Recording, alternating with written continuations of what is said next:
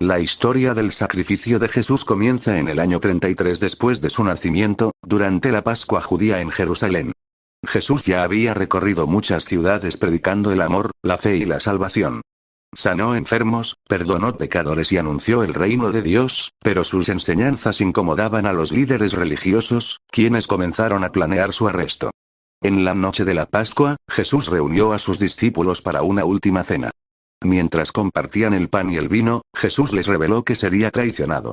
Partió el pan y dijo: "Este es mi cuerpo, que por ustedes es entregado". Luego, tomó el vino y añadió: "Esta es mi sangre, que será derramada por muchos para el perdón de los pecados". Uno de sus discípulos, Judas Iscariote, ya había hecho un trato con los sacerdotes para entregarlo por 30 monedas de plata. Jesús lo sabía, pero aún así, lavó los pies de sus discípulos, mostrando humildad y amor hasta el final. Después de la cena, Jesús fue al huerto de Getsemaní con Pedro, Santiago y Juan. Allí, oró con angustia, sabiendo lo que le esperaba.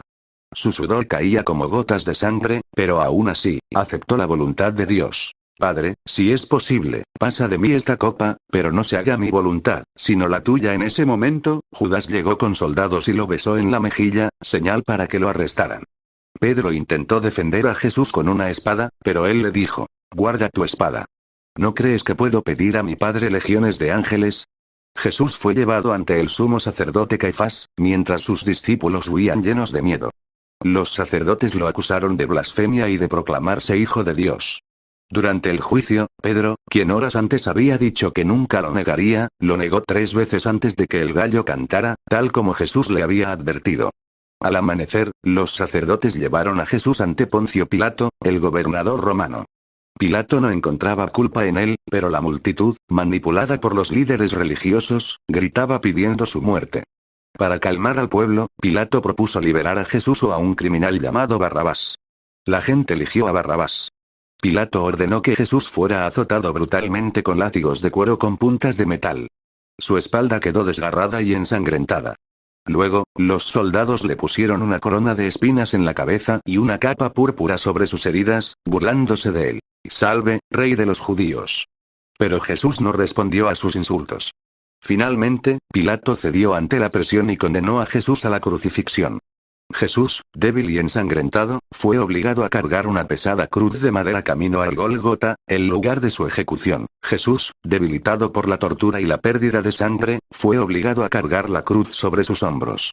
Cada paso era un suplicio, sus fuerzas se agotaban rápidamente mientras caminaba por las calles de Jerusalén rumbo al Gólgota. El trayecto estaba lleno de espectadores. Algunos se burlaban, otros lloraban, y muchos observaban con indiferencia. Los soldados lo empujaban sin piedad, apresurándolo sin considerar su sufrimiento. Jesús tropezó y cayó varias veces bajo el peso de la cruz. El dolor era insoportable, sus rodillas sangraban, su rostro estaba cubierto de tierra y sudor.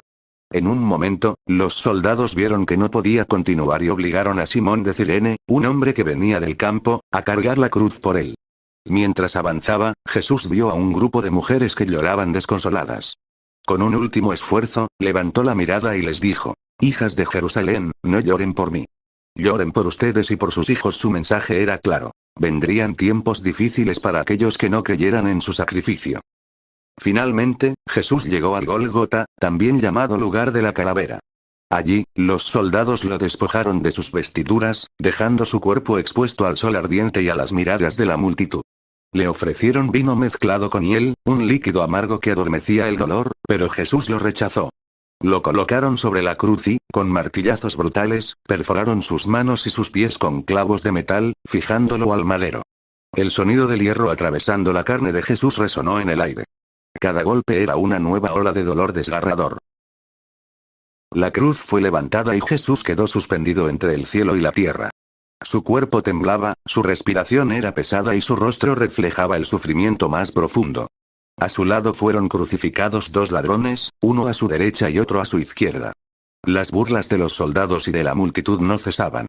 Se mofaban de él, diciendo: «Si eres el Hijo de Dios, baja de la cruz y sálvate a ti mismo». Pero Jesús, en lugar de responder con ira, pronunció palabras de amor y perdón. «Padre, perdónalos, porque no saben lo que hacen». Uno de los ladrones también se burló, pero el otro, al ver la bondad de Jesús, lo reprendió y dijo: Nosotros merecemos estar aquí, pero él no ha hecho nada malo. Luego, con humildad, le pidió: Señor, acuérdate de mí cuando vengas en tu reino. Jesús, con su última fuerza, le respondió: hoy estarás conmigo en el paraíso.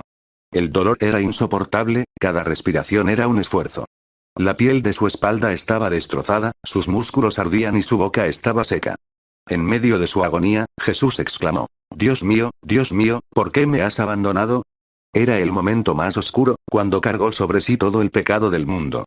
Minutos después, su mirada se suavizó. Levantó la cabeza y, con una voz temblorosa, dijo: todo está cumplido. Su misión estaba completa. Había pagado el precio por la humanidad.